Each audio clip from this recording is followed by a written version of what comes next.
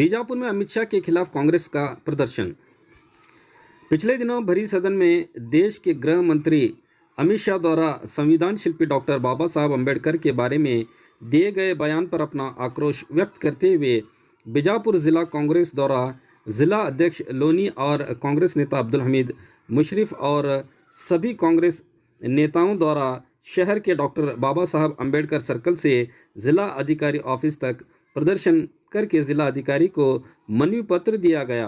इस मौके पर बात करते हुए कई कांग्रेस नेताओं ने अपनी प्रतिक्रिया व्यक्त की। ये क्या हो रहा है, इतनी ज्यादा होता है देश में।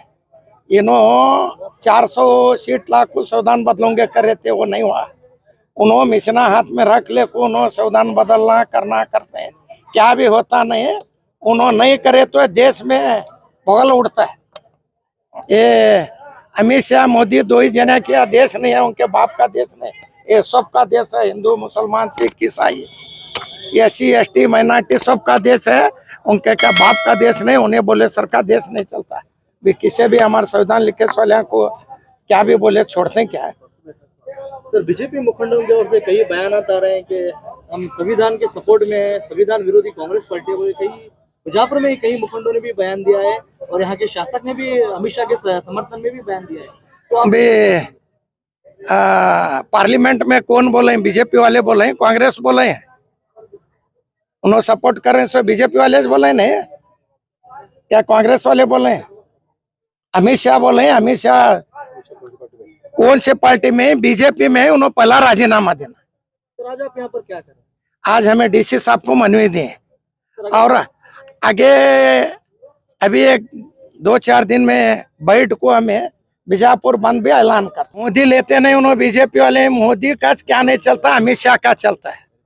अमित शाह किंग मेकर है, अमित शाह राजीनामा दे। सर अगर आप जो मनवी आज दिए हैं इस पर कोई एक्शन नहीं होता तो आने वाले दिनों में आने वाला दिनों में हमें बीजापुर बंद कर को भी होराट करेंगे। विजयपुर जिला कांग्रेस समिति ಹಾಗೂ ಜಿಲ್ಲಾ ಕಾಂಗ್ರೆಸ್ ಪರಿಶಿಷ್ಟ ಪಂಗಡ ಹಾಗೂ ಪರಿಶಿಷ್ಟ ಜಾತಿಗಳ ಸಮಿತಿಯ ವತಿಯಿಂದ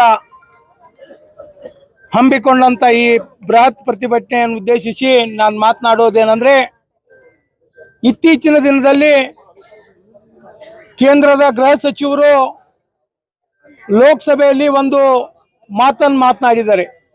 ಅದು ಏನಂದ್ರೆ, ಈ ದೇಶದ ಸಂವಿಧಾನ ಶಿಲ್ಪಿ ಬಡವರ ದನಿಯಾಗಿ, ದೀನ ದಲಿತರ ದನಿಯಾಗಿ, ಈ ದೇಶದಲ್ಲಿರ್ತಕ್ಕಂಥ ಸಾಮಾಜಿಕವಾಗಿ, ಆರ್ಥಿಕವಾಗಿ, ಶೈಕ್ಷಣಿಕವಾಗಿ ತುಳಿತಕ್ಕಪಟ್ಟಂತ ಜನಾಂಗದ ದನಿಯಾಗಿ ಸಂವಿಧಾನ ಏನು ಬರೆದಿದ್ದಾರೆ, ಆ ಸಂವಿಧಾನ ಶಿಲ್ಪಿ ಡಾಕ್ಟರ್ ಬಾಬಾ ಸಾಹೇಬ್ ಅಂಬೇಡ್ಕರ್ ಅವರ ಕುರಿತು ಒಂದು ಅವಹೇಳನಕಾರಿಯಾಗಿ ಮಾತನಾಡಿದ್ದಾರೆ. ನೀವೆಲ್ಲ ಅಂಬೇಡ್ಕರ್ ಅಂಬೇಡ್ಕರ್ ಅಂಬೇಡ್ಕರ್ ಅಂತೇಳಿ ಜಪ ಮಾಡುವುದನ್ನು ಬಿಟ್ಟು ಭಗವಂತನ ಹೆಸರಿನಲ್ಲಿ ಜಪ ಮಾಡಿದ್ರೆ ಒಳ್ಳೆಯದು ಅಂತೇಳಿ ನಾನು ಹೇಳ್ತಾ ಇದ್ದೀನಿ.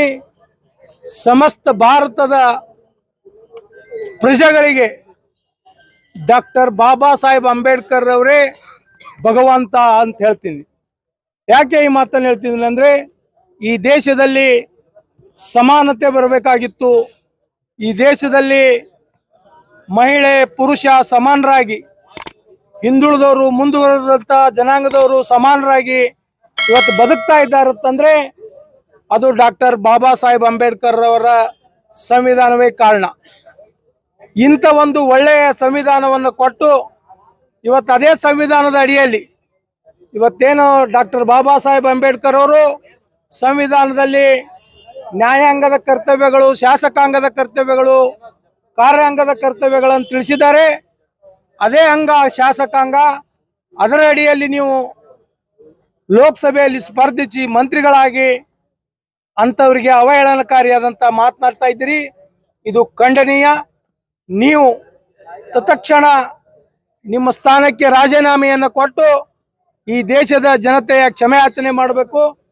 ಅವರು ರಾಜೀನಾಮೆ ಕೊಡದೆ ಹೋದರೆ ಭಾರತೀಯ ಜನತಾ ಪಕ್ಷದವರು ಅವರನ್ನು ಪಕ್ಷದಿಂದ ಉಚ್ಚಾಟನೆ ಮಾಡಬೇಕು ಅಂತೇಳಿ ನಾನು ಆಗ್ರಹಿಸ್ತಾ ಇದ್ದೇನೆ. ಅಂಬೇಡ್ಕರ್ ಅವ್ರ ಬಗ್ಗೆ ಕೇಂದ್ರದ ಗೃಹ ಸಚಿವರು ಏನಪ್ಪಾ ಅಂದ್ರೆ ಬಹಳ ಲಘುವಾಗಿ ಮಾತನಾಡಿದ್ದಾರೆ.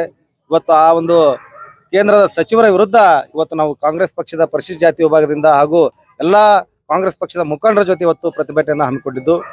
ಇವತ್ತು ದೇಶದಲ್ಲಿ ಡಾಕ್ಟರ್ ಬಾಬಾ ಸಾಹೇಬ್ ಅಂಬೇಡ್ಕರ್ ಅವರಂದ್ರೆ ಈ ದೇಶದ ಪ್ರತಿಯೊಬ್ಬರ ಉಸಿರು, ಪ್ರತಿಯೊಂದು ಗಾಳಿ ನೀರು ಎಲ್ಲ ಕಡೆಯೂ ಡಾಕ್ಟರ್ ಬಾಬಾ ಸಾಹೇಬರ ಅಂಬೇಡ್ಕರ್ ಇರ್ತಾರೆ. ಯಾಕಪ್ಪ ಅಂದ್ರೆ ತಾವು ಏನೇ ಹೇಳ್ಬೋದು, ಡಾಕ್ಟರ್ ಬಾಬಾ ಸಾಹೇಬ್ ಅಂಬೇಡ್ಕರ್ ಅವರು ಜಪ ಮಾಡಬೇಡ, ನೀವು ದೇವ್ರ ಜಪ ಮಾಡ್ರಿ ಅಂತ ಮತ್ತೊಮ್ಮೆ ನೀವು ಮನುವಾದಕ್ಕೆ ಕೂಪಕ್ಕೆ ತರತಕ್ಕಂಥ ಕೆಲಸ ನೀವು ಮಾಡ್ತಾ ಇದ್ದೀರಾ. ಇದು ನೀವು ಮಾಡ್ತಕ್ಕಂಥ ಮತ್ತೊಂದು ದಲಿತರ ಮೇಲೆ ಮತ್ತೊಮ್ಮೆ ನೀವು ಘೋರ ಪ್ರಹಾರವನ್ನು ಮಾಡ್ಲತಕ್ಕಂಥ ಕೆಲಸ ಇವತ್ತು ಮಾಡ್ತಾ ಇದ್ದೀರಿ. ಇವತ್ತು ನೋಡ್ರಿ, ಡಾಕ್ಟರ್ ಬಾಬಾ ಸಾಹೇಬ್ ಅಂಬೇಡ್ಕರ್ ಅವರು ದಲಿತರಿಗಾಗಿ, ಬಡವರಿಗಾಗಿ, ಕೂಲಿ ಕಾರ್ಮಿಕರಿಗಾಗಿ ಇಡೀ ದೇಶದ ದಮನಿತರ ಧ್ವನಿಯಾಗಿ ಕೆಲಸ ಮಾಡಿದಂಥವ್ರು ಯಾರಾದ್ರೂ ಇದ್ರೆ ಇಡೀ ದೇಶದಲ್ಲಿ ಡಾಕ್ಟರ್ ಬಾಬಾ ಸಾಹೇಬ್ ಅಂಬೇಡ್ಕರ್ ಅವರು. ಬಾಬಾ ಸಾಹೇಬ್ ಅಂಬೇಡ್ಕರ್ ಅವರು ನೀಡಿರ್ತಕ್ಕಂಥ ಕೊಡುಗೆಯಲ್ಲಿ, ಅವ್ರು ನೀಡಿರ್ತಕ್ಕಂಥ ಸಂವಿಧಾನದ ಅಡಿಯಲ್ಲಿ ನೀವು ಇವತ್ತು ದೇಶದ ಗೃಹ ಮಂತ್ರಿಯಾಗಿ ಕೆಲಸ ಮಾಡ್ತೀರಿ. ದೇಶದ ಗೃಹ ಮಂತ್ರಿಯ ಕೆಲಸ ಏನಪ್ಪಾ ಅಂದ್ರೆ ದೇಶದಲ್ಲಿ ಇರತಕ್ಕಂಥ ಯಾವುದೇ ಸಮಸ್ಯೆಗಳನ್ನ ಬಗೆಹರಿಸ್ತಕ್ಕಂಥ ಕೆಲಸ ತಾವು ಮಾಡಬೇಕಾದದ್ದು. ಇವತ್ತು ಸಂವಿಧಾನವನ್ನ ತುಚ್ಛವಾಗಿ ಕಂಡು ಸಂವಿಧಾನದ ಅಡಿಯಲ್ಲಿ ಬದುಕ್ತಕ್ಕಂಥ ಏನು ಎಲ್ಲಾ ಸಮುದಾಯವನ್ನ ತಾವು ಕೇವಲವಾಗಿ ಕಾಣತಕ್ಕಂಥ ಕೆಲಸ ಇವತ್ತು ನೀವು ಮಾಡಿದಿರಿ. ಇದನ್ನ ನಾವು ತೀವ್ರವಾಗಿ ಖಂಡಿಸ್ತೇವೆ. ಹಾಗೂ ತಾವು ಈ ದೇಶದ ಪ್ರಧಾನಿಯಾಗಿರ್ತಕ್ಕಂಥ ನರೇಂದ್ರ ಮೋದಿ ಅವರು ಕೂಡಲೇ ಅಮಿತ್ ಶಾ ಅವರ ರಾಜೀನಾಮೆಯನ್ನು ತೆಗೆದುಕೊಂಡು ಅವರನ್ನ ಸಂಪುಟದಿಂದ ಕೈ ಬಿಡಬೇಕು ಅಂತಕ್ಕಂಥ ಆಗ್ರಹವನ್ನ ಈ ಮೂಲಕ ಮಾಡ್ತಾ ಇದ್ದೇವೆ. ಜೈ ಭೀಮ್ ಬಂಧುಗಳೇ. ರಮೇಶ್ ಗುಬ್ಬೇವಾಡ್, ಜಿಲ್ಲಾ ಕಾಂಗ್ರೆಸ್ ಪರಿಶಿಷ್ಟ ಜಾತಿ ವಿಭಾಗದ ಅಧ್ಯಕ್ಷರು.